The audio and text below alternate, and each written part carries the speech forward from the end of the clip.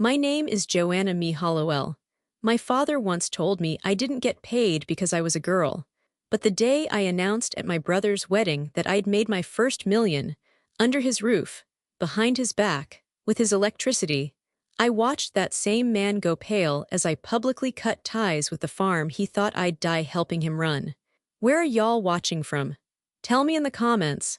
I need to know I'm not the only one who's had to build something in secret just to survive love that came with strings. It was the kind of Kentucky heat that made your skin feel like it was sticking to your bones. The sun hadn't even crested fully, but already the air smelled like baked hay and sunburnt dust. I was 14, arms sore from a morning spent hauling feed buckets, and now I was dragging a hay fork across the barn floor, trying to finish before the flies swarmed worse. I heard the engine first, new, smooth, humming like money. Not the farm truck. No, this was something shiny. Wade's new F-150 rolled into the driveway like a parade float, chrome glinting in the sun. He parked crooked, like always, and stepped out with a grin too wide for his face. "Check it out," he called, loud enough to summon the whole county. "Got it with Dad's bonus." I dropped the pitchfork. "You what?" My voice cracked, part disbelief, part dust. He leaned against the tailgate like he owned the whole property. Wade was 17, only 3 years older, but he walked around like the mayor of Hollowell Acres. "Signed the papers yesterday. Dad said I earned it after all my shifts at the feed co-op. Plus, helping him with the big harvest." Helping him? I blinked. I'd been in the barn every day that summer. Cleaned the troughs, ran inventory on seed, calmed spooked cattle during storms, and Wade helped. I didn't even think he knew where the grain bins were. I tried to keep my voice steady. "I've been out here every day since school let out. Is there something for me?" Wade smirked and popped the hood for no reason, like he needed the engine to cool off his ego. Come on, Joe, you do it 'cause you care. You're not trying to make money off your own daddy." I wiped my hands on my jeans and marched toward the house. My boots thudded against the porch wood like warning shots. Dad was in the kitchen, pouring black coffee into the same chipped mug he used every morning. The radio was mumbling crop reports. He didn't look up when I walked in. "Dad," I said, trying not to sound like I'd rehearsed the question 100 times already, "why doesn't my work get paid? Wade said he got a truck with your bonus." He sipped, then finally glanced at me. His eyes were like gravel, hard, unreadable. "You're a girl, you help out because you care. Wade's doing work that matters." The silence after that stretched like a snapped fence wire. And just like that, something inside me twisted tight. I swallowed it down. I didn't yell, didn't cry. Just turned and walked out the back door, the screen slapping shut behind me. Out by the barn, the hay smelled sharper now, like it had caught the same bitterness rising up in my throat. I picked up the fork again, shoved it into the pile like I meant to break the earth with it. I whispered under my breath, so soft no one could hear, "I'll never ask again." And I meant it. That day I stopped asking and started planning. Even then I didn't know how far it would go, that my silence would become a weapon, that my idea, nothing but scribbled notes on a grain order form, would one day become the thing that freed me. But I knew one thing for sure: someday I'd buy myself a truck. And I'd never need his permission to turn the key. 14 years later, not much had changed on the outside. Same roosters crowing at dawn. Same tractor needing the carb cleaned every 3rd week. Same father sitting at the kitchen table, buttering toast like it was a holy ritual, but I had changed. Quietly beneath it all. I still did the morning chores, eggs gathered, goats fed, water lines checked. But once the sun dipped down and the house settled into silence, I came alive in a different way. Upstairs, in a room with peeling floral wallpaper and a window that faced the eastern fields, I built my real life. My laptop, a refurbished one I bought under a fake name to avoid questions, sat glowing against the dim light of my desk lamp. On the screen, lines of code stitched together something big. CropSync, a farm inventory app that connected supply, demand, rotation, and forecasting into one clean dashboard. Most folks out here still scribbled crop tallies on the back of feed receipts. But I knew what was coming. Data, precision, automation. The future wasn't steel barns or bigger tractors, it was digital. And I was already there quietly while the rest of my family slept under the illusion that Wade was the one going somewhere. By sunrise, I'd peel off my hoodie, rub the screen light from my eyes, and pull on my barn boots again. Business had to wait while I fed chickens. "Coffee's hot," Dad said one morning without looking up. He was already halfway through the sports section and buttering his third slice. Wade's name was scrawled in blue ink across the calendar on the Fridge County Feed Co-op. Wade's promotion. I took the coffee but didn't sit. Rick Hollowell, my father, was a man of few words and fewer compliments.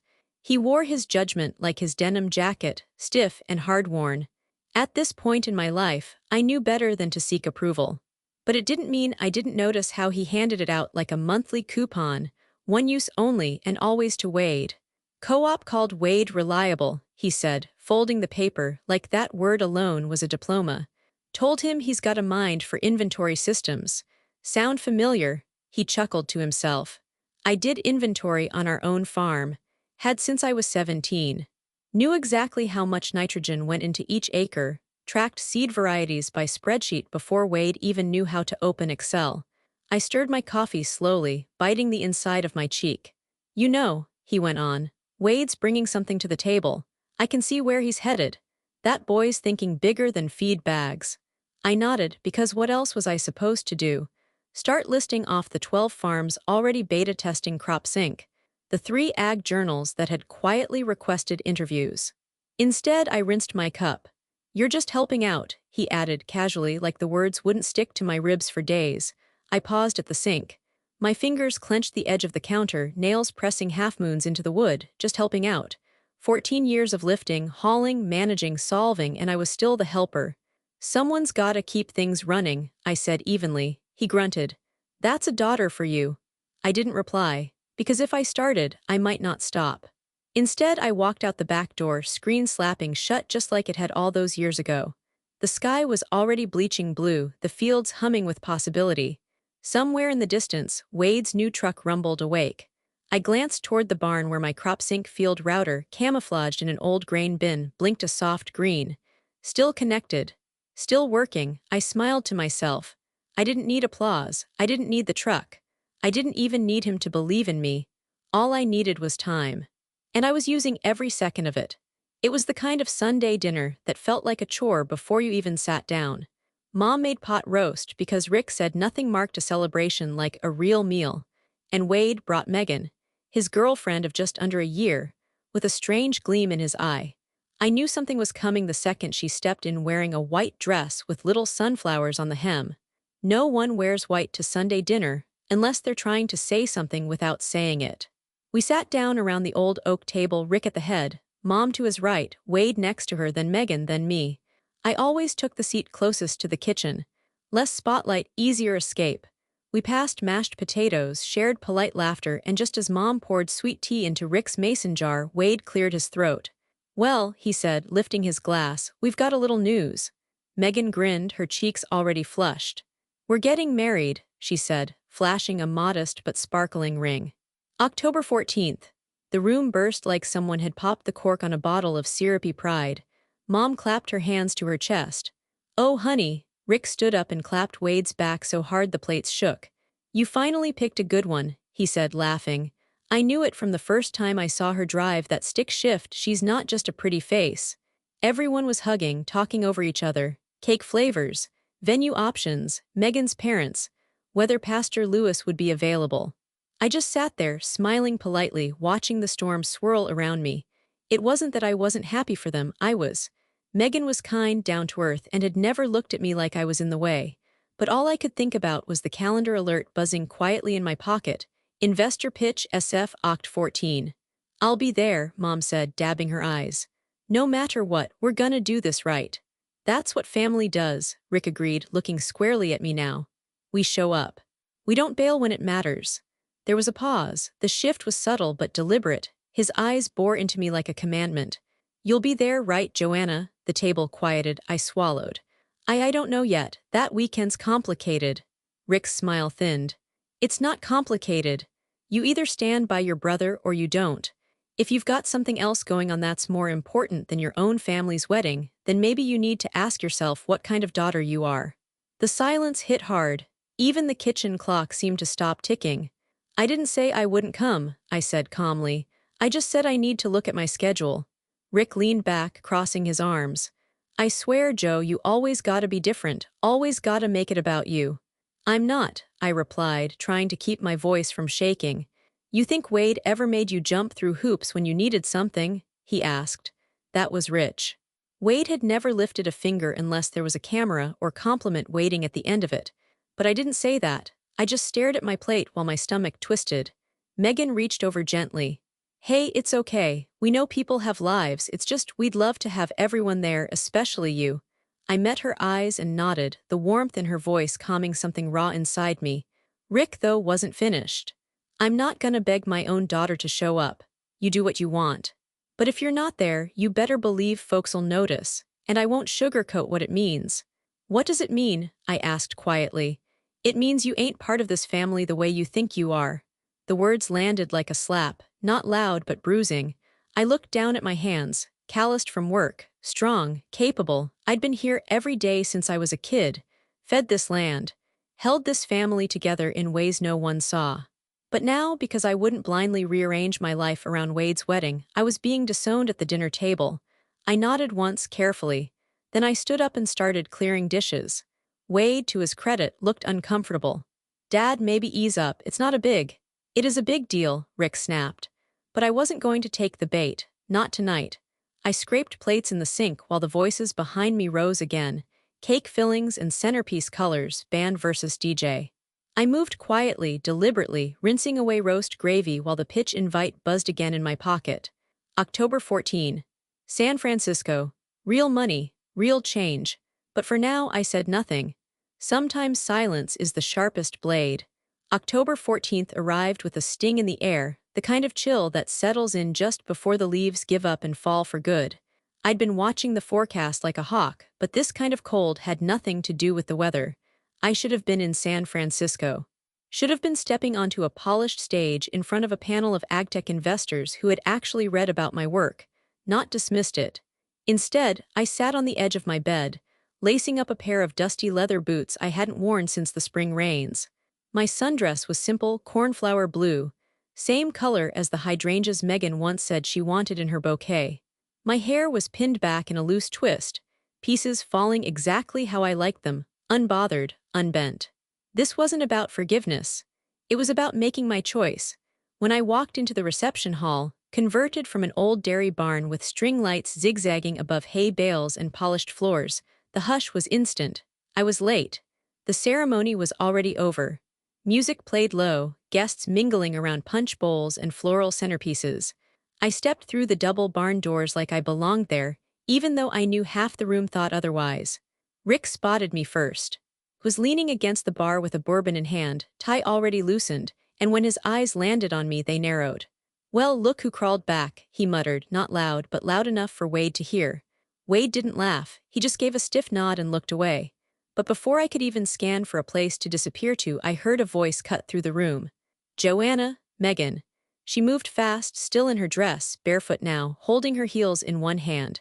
She crossed the room like she was coming home. Oh my God, thank you for coming, she said, pulling me into a hug that knocked the air out of me. I stiffened at first, unsure how this would land, but her arms were warm and real. I thought you weren't, she pulled back and looked at me, searching my face.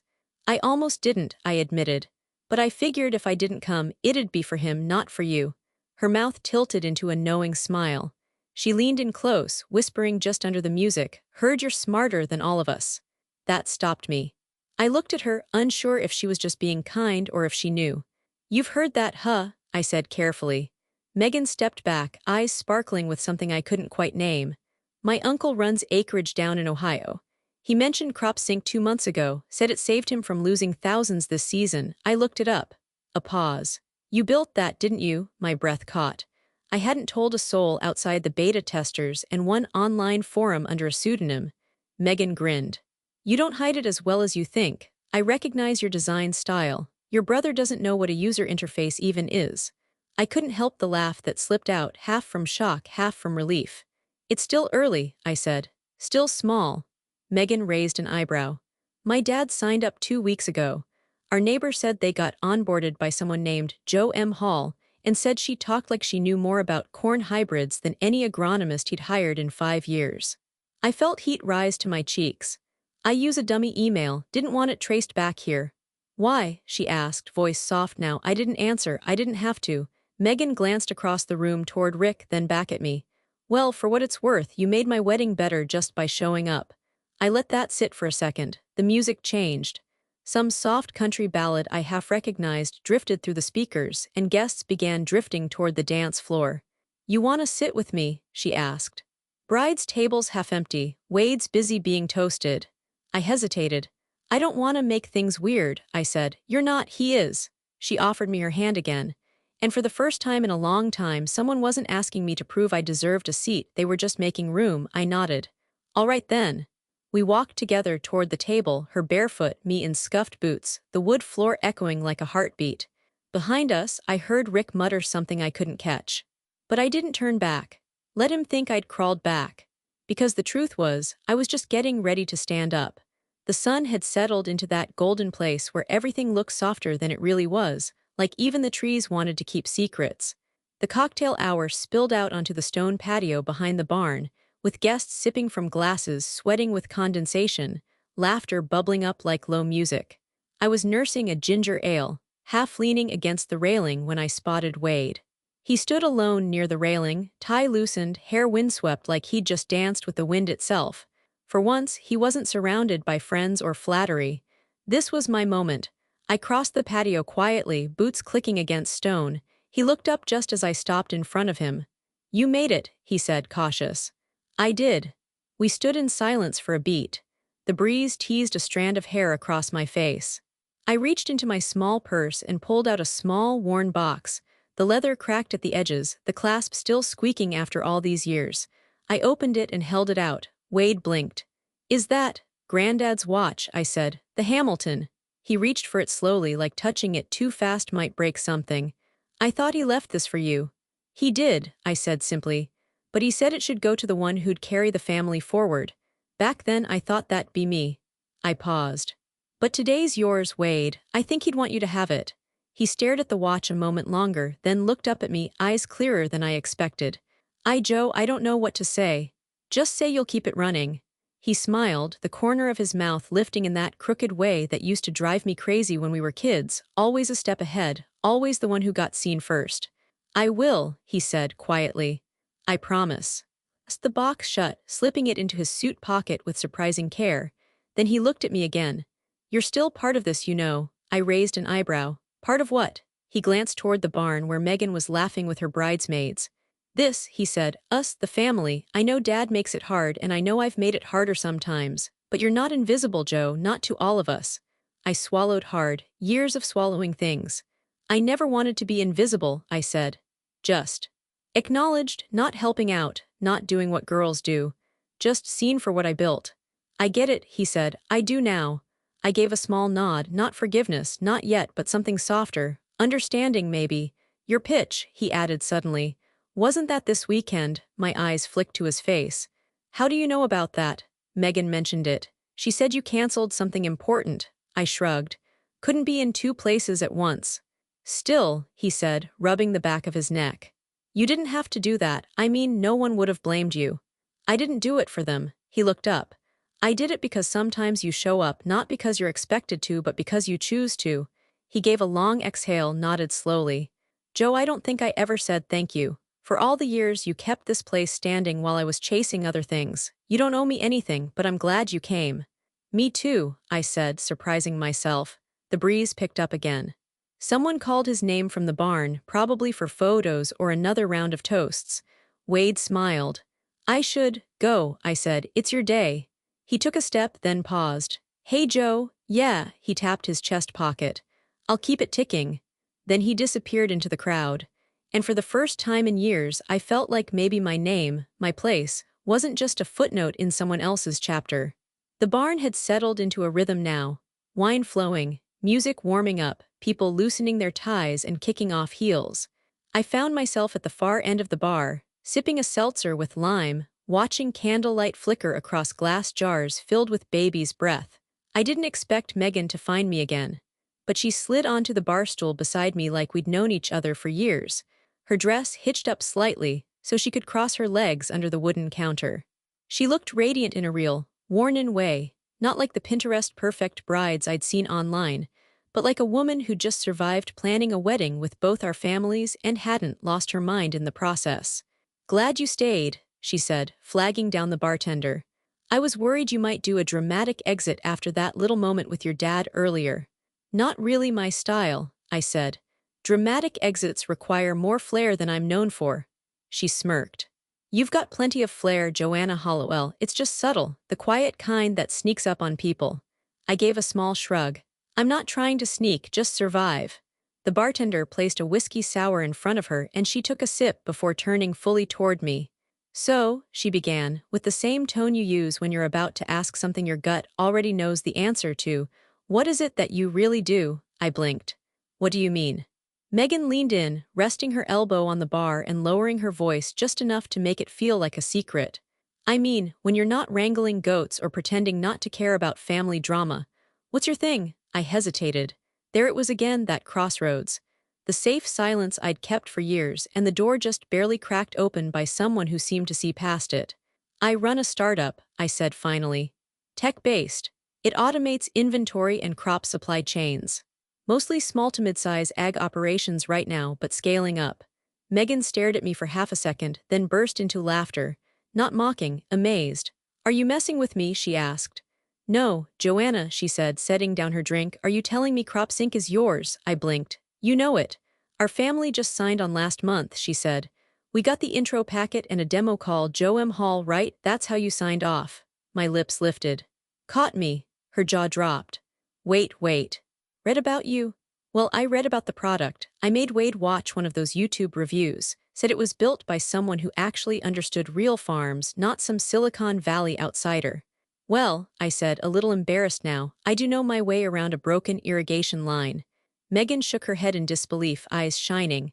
"I knew there was something different about you, the way you listen, the way you watch people like you're 5 moves ahead." I said nothing. Not out of pride, just habit. She sat back a little. "Why keep it quiet?" "Because when people like my dad hear software or startup, they stop hearing farm girl." I took a sip of my drink. "And because once you say something out loud around here, it belongs to everybody, and I wanted something that was just mine." Megan nodded slowly.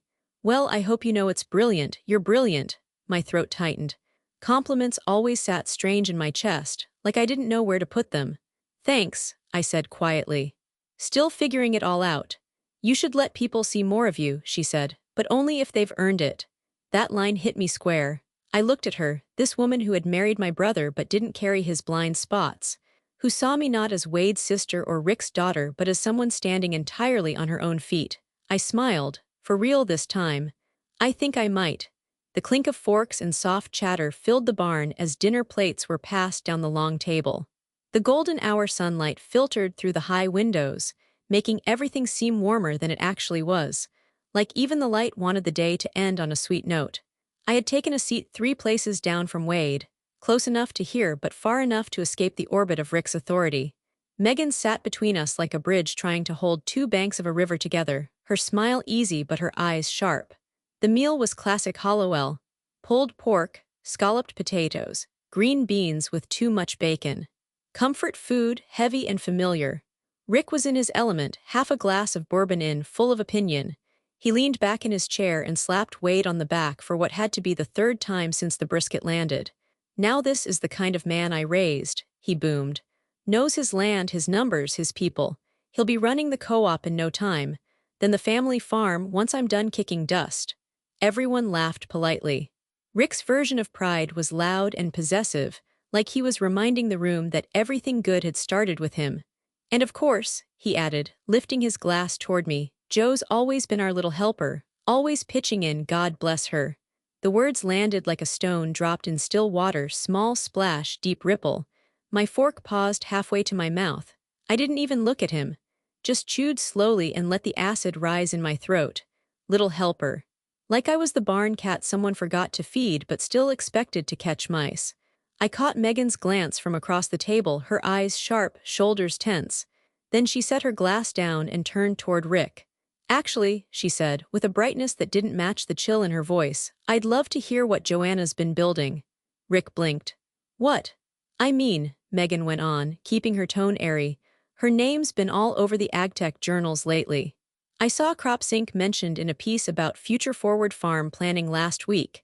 Sounded like it came from someone with real field experience. Silence rolled over the table like a thunderhead. Even the clinking stopped. Rick opened his mouth, then closed it again. He looked at me like I'd snuck out in the middle of the night and spray-painted my name on a silo. That's your thing, he asked, voice lower now. I wiped my mouth delicately with the cloth napkin, finally meeting his gaze. I built it, I said simply. Wade straightened slightly in his chair. A few cousins turned their heads, clearly processing this for the first time. Rick let out a short laugh, uncertain, strained. Well now, that's interesting. It's more than interesting, Megan cut in, not bothering to sugarcoat her words. It's smart. It's innovative. Farms like ours are signing up because they trust the person behind it knows how to think like a farmer and a problem solver. Rick's jaw worked like he was chewing something tough. She's being modest, Megan added, turning to me. You didn't even want the spotlight tonight, but people should know what you've done. I took a sip of water and forced my pulse to settle. I wasn't hiding it, I said. I just knew what would happen if I said it too soon. The silence that followed said everything I didn't have to. Rick's pride, built on Wade's shoulders, had no room for a daughter who didn't need his platform to build her own. He blinked once, hard like he was resetting. Megan reached across the table and squeezed my hand under the napkins. Her touch was quick, discreet, but solid. I didn't look at Rick again. I didn't have to. Because for the first time at a family table, the silence didn't belong to me. It belonged to him. The music softened into a waltz as the DJ's voice came over the barn speakers, announcing that it was time for the first dance. Couples began gathering in loose clusters, moving toward the cleared space in front of the band. Wade stood at the edge of the floor with Megan, waiting for the nod. I stood near the drink station, hands wrapped around a sweating glass of seltzer, heart pounding. My father still hadn't said a word since dinner. He'd barely looked at me, choosing instead to talk loud and long with two of our cousins about soybean yields and the good old days, when weather patterns made more sense and kids knew their place. But the silence in his eyes said it all: shock, pride curdled by confusion, maybe even fear. He didn't know how to categorize me anymore, and that was power.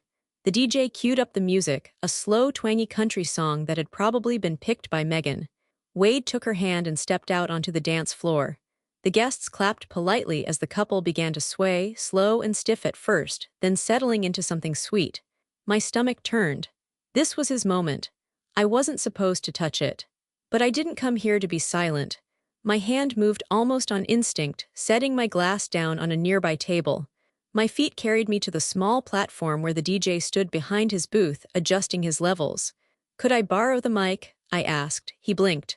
Right now, I nodded. It'll be quick. He hesitated, but something in my face must have told him not to argue. The mic was warm in my palm. I turned toward the guests and stepped forward, the hardwood creaking softly under my boots. Excuse me, I said, voice steady over the low thrum of conversation. Heads turned, conversations hushed. The music faded. Wade stopped mid-turn on the floor, Megan's hand still in his. I took a breath. My name's Joanna Hollowell, I said. And I know this is a wedding, not a work conference, but I want to say something just once on my own terms. My heart raced, but I pressed on. Tonight, I'm stepping down from the family farm. I've been part of it since I was old enough to carry a feed bucket, but it's time for me to grow something of my own. Whispers began. I didn't look at my father yet. CropSync, my startup, just passed $1 million in revenue. We've signed 27 farms in the last 3 months. I'm going full-time. A ripple went through the crowd, gasps, murmurs, even a few claps. Megan let out a low, stunned wow and began to clap without hesitation. Wade looked surprised but not angry. But Rick stood up. He didn't storm over. He didn't shout. He just stood where he was and sneered. You're making a fool of yourself, he said, loud enough for everyone to hear. None of that would have existed without my roof over your head, my food in your stomach, my farm. The tension in the room snapped like a fence wire. Several heads turned toward him. Others looked down uncomfortably. I caught one aunt whispering to her husband behind a napkin. I held the mic tighter. I never said I didn't come from here, I replied calmly. But this, what I built, it's mine. It came from me, my time, my mind, my effort. That doesn't make me ungrateful. It makes me independent. Rick scoffed. It makes you arrogant. No, Megan said sharply, stepping forward. It makes her brave. Some people clapped again, tentative, uneven. Others didn't move. Wade looked between me and our father, torn. The DJ moved to resume the music, awkward and unsure. I handed back the mic and stepped off the platform, pulse pounding, legs shaky. The room hadn't chosen sides. Not yet, but I had. The noise from the barn dimmed as I walked away, heels of my boots crunching over gravel until they gave way to the hush of grass and water. The venue's koi pond sat tucked at the back of the property, framed by lanterns strung across low trees and soft shadows stretching across the stone path. I sat at the edge, dress pulled around me, boots dangling just above the water's edge. The surface rippled with the faintest breeze, koi gliding like secrets just beneath the surface. My hands were trembling. The applause, scattered, hesitant, still echoed in my ears. But louder than that was Rick's voice, like a brand that refused to fade. "You're making a fool of yourself." I had meant to make a statement, to stand tall. But now, in the silence, all I could feel was the weight of every eye in that room. Every judgment, every whisper. Then I heard the crunch of grass behind me. "I figured I'd find you out here," Megan said gently. I looked over my shoulder. She had taken her shoes off again, holding them in one hand, bouquet in the other. Her dress trailed slightly in the dew-damp grass as she lowered herself to the stones beside me. "Hey," I murmured, voice dry. She didn't speak right away. Just sat beside me, gazing out at the water like she needed to steady herself before opening whatever this moment was going to become. "I'm sorry," I said finally, the words tumbling out like pebbles down a slope. "I didn't mean to hijack your day. I swear I didn't come here planning to make a scene." Megan turned her head slowly. Her eyes were glassy, but her tears weren't from anger. She shook her head, smiling through them. "Joanna, no one's ever told your story before. Not like that." "Not where it mattered," I blinked. "What do you mean?" "I mean," she said, brushing a tear from her cheek, "I've sat through years of family gatherings where you were talked over, brushed aside, folded into the background like part of the wallpaper. I figured there was more to you, but I didn't know how much until tonight." I tried to swallow, but my throat tightened. She went on, voice soft but sure. "I'm proud to marry into this family, really, but tonight you're the one I look up to." That undid me. The tears came fast, quiet, without warning, and I turned my face away, embarrassed. Megan didn't flinch. She reached for my hand and held it, steady and warm. "You didn't steal the spotlight," she said. "You shared it with people who needed to see you, and maybe with a few who weren't ready." "I didn't want to hurt him," I whispered. "I just couldn't keep hiding." She nodded slowly. "He needed to be shaken. Some men only hear truth when it's said in front of others." I looked at her. "Did I ruin anything?" She laughed softly, wiping her eyes again. "You made it unforgettable, and if anyone tries to act like it was a disruption, that's their discomfort talking, not yours." The koi circled below us, flashes of gold and orange darting beneath the moonlight. "Do you think it'll ever be different?" I asked. "With him, with how he sees me?" Megan tilted her head. "Maybe, maybe not. But you didn't build Crop Sync hoping he'd clap for you. You built it because you believed in it." I let that settle in my chest. She was right. I hadn't done it for applause. I did it so I'd never again need to ask permission to matter. She stood slowly, shoes swinging from her fingers. "They're calling for the bouquet toss," she said. "I'm gonna throw it straight at Aunt Carla just to watch her pretend she doesn't want it." I laughed, the first real laugh of the night. "I should come back before she accuses you of favoritism." Megan turned to me once more before heading back. "You've always been more than the little helper, Joe. Some of us have always seen it. And the ones who haven't, well, they'll catch up, or they won't." As she disappeared into the glow of the lanterns, I sat a moment longer. The night was quiet now, but I wasn't. Not inside. 2 days after the wedding, the newlyweds were still glowing, but the rest of the house felt like a storm front waiting to break. We were all seated around the same worn farmhouse table, Mom's Sunday roast again, though it was Tuesday. Wade and Megan had postponed their honeymoon for a few days to soak in the family, though the real reason, I suspected, was to buffer the inevitable. Rick hadn't spoken more than 2 sentences to me since the wedding. Just grunts and glances, like I was an off-brand tool he no longer knew how to operate. The tension crackled like dry corn stalks. "I figured we'd talk plans now that the wedding's behind us," Rick said, slicing into his roast. "Harvest starts next week. We'll need hands full-time. Wade's still managing the co-op hours, so Joanna, you'll need to take over morning checks and feed roots again." Just like that, like nothing had changed. Like my announcement had been a firecracker that fizzled in the daylight. My fork hovered in midair. I set it down slow. "I'm not doing that anymore," I said, calm, direct. Rick looked up from his plate, squinting. Not doing what? Chores, running feed routes, filling gaps no one else wants to fill. He leaned back in his chair, napkin tossed across his lap like a white flag he'd never actually wave. Oh, for God's sake. We humored your little moment. You got your applause, but this startup fantasy ends now. Wade stiffened beside Megan. She stopped chewing. It's not a fantasy, I said. It's a business, a profitable one. I'm going full-time. Rick's voice sharpened. You live under this roof. No, I don't. I moved out last year.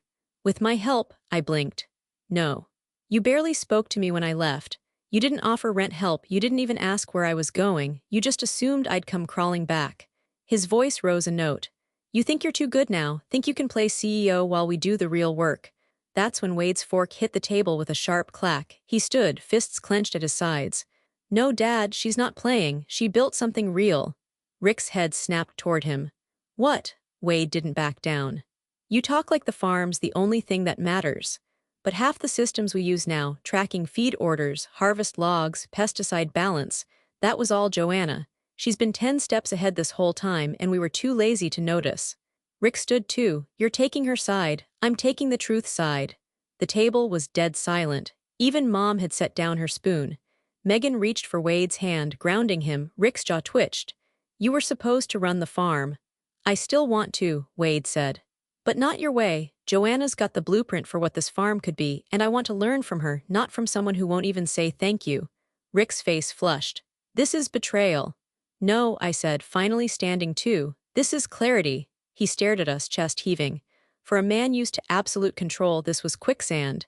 You think you know better than me, he spat. No, I said, leveling my gaze. We are better now, because we're not afraid of your silence anymore. The room didn't explode, it deflated. Rick sat down slowly like his legs had given out beneath the weight of it all.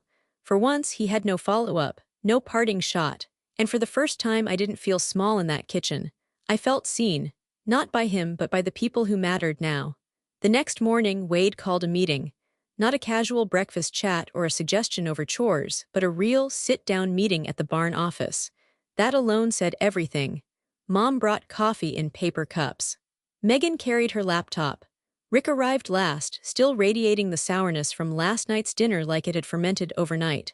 I stood by the whiteboard, arms crossed, keeping my distance, not out of fear but out of strategy. Wade didn't waste time. I've been thinking, he began, tapping a folder against the table, about where this farm is going, where we're going. Rick grunted. It's going where it's always gone, through hard work and backbone, not apps and shortcuts. Wade didn't flinch. That thinking is what's keeping us stuck. Megan nodded beside him.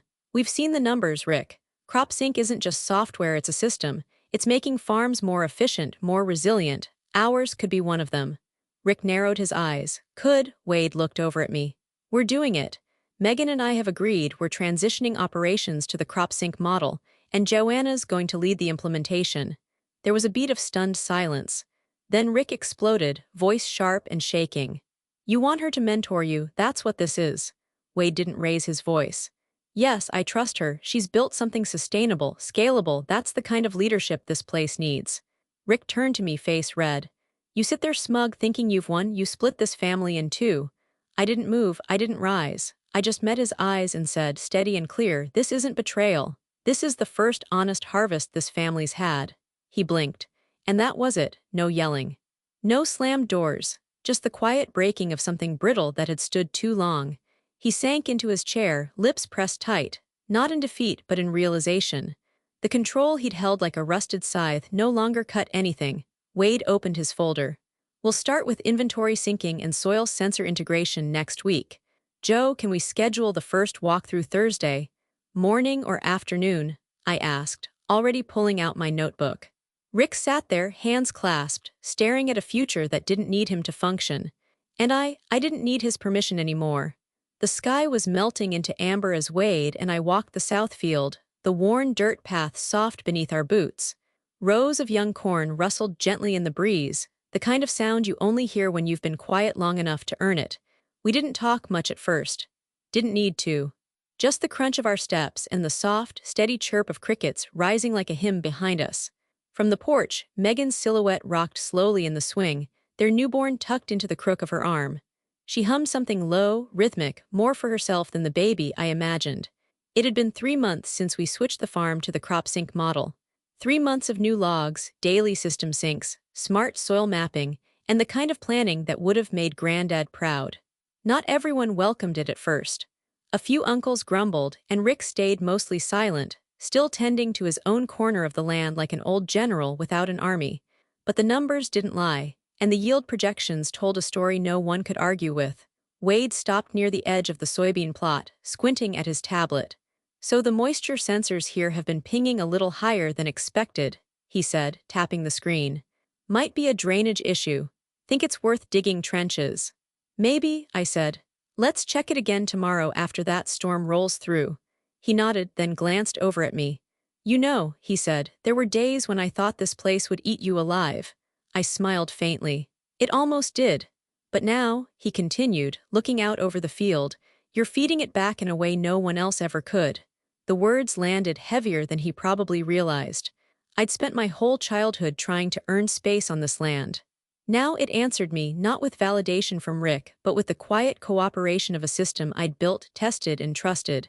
"I used to walk out here," I said, "middle of the night sometimes, when I couldn't sleep, just to prove to myself that I still belonged." Wade was quiet for a moment. Then, "I wish I'd noticed. I wish I'd listened sooner." "You're here now," I said. "That's what matters." He looked back toward the porch where Megan gently rocked, her voice still low and sweet. "We'll make it better this time," he said, voice steady, "for all of us." I nodded, the dusk painting his face in gold. Together. We started walking again, the farm stretching ahead of us like a promise. For once, the burden didn't fall squarely on my shoulders. It was shared, earned, and finally respected. 6 days later, we gathered at a little farm-to-table place just outside town, oak beams, fresh herbs in jars, and cloth napkins folded like someone truly cared. It was Megan's idea. "No drama, no speeches," she'd said with a wink. "Just dinner, just us." But when I walked in and saw Rick already seated at the far end of the table, thumbing through the menu, I knew it wasn't going to be just anything. Still, there he was. He looked older. Not in a weak way, but in a way that made me wonder if he'd always been carrying a weight I hadn't seen, and if maybe, just maybe, letting go had cost him too. Wade stood to pull out my chair, and I sat beside Megan, the soft hum of jazz playing overhead. The baby slept in a carrier near Megan's feet, wrapped in a handmade quilt. We passed plates, roasted root vegetables, honey-drizzled cornbread, lamb so tender it barely held shape. Conversation danced around weather, planting schedules, and how the local feed mill had finally upgraded their billing system. It was easy, familiar, almost new. And yet, as the dessert plates were cleared and coffee was poured, the silence came, not heavy but expectant. I stood. Megan's eyes flicked to mine, curious. "I know this isn't a wedding or a holiday," I began, lifting my glass, "but I have something I need to say, and I hope you'll let me say it without interruption." A faint ripple of amusement passed through the group, especially from Wade. "This past year it's changed me. Not just the business, though yes, Crop Sync's doing well." I paused, letting that pride breathe. "But more than that, it's changed how I see what matters, who matters." I looked down at Megan, who had stilled beside me. "When someone sees you not for what you're supposed to be or how useful you are, but for what you actually are, that's rare, that's sacred." She swallowed, lips pressed together. "So tonight," I said, voice thick, "I want to toast the woman who brought life and light into this family. Megan, thank you for never once making me feel small. For standing beside me when you didn't have to. And for reminding us all that change doesn't have to start loud, it just has to start." I lifted my glass. Megan's hand found mine beneath the table and squeezed hard. Her eyes shimmered, but she didn't cry. Not tonight. She just smiled like she knew exactly what it cost me to say those words, and how much more it meant to mean them. As the glasses clinked and the room buzzed again, I looked down at my wrist. A thin silver bracelet hugged my skin, subtle, simple. But engraved on the inside, where only I could see, were 6 small letters. CROPSYNC, not just a company. A seed I planted, tended, protected. And now, it was growing. Not just in code and contracts, but in roots. Deep and finally strong.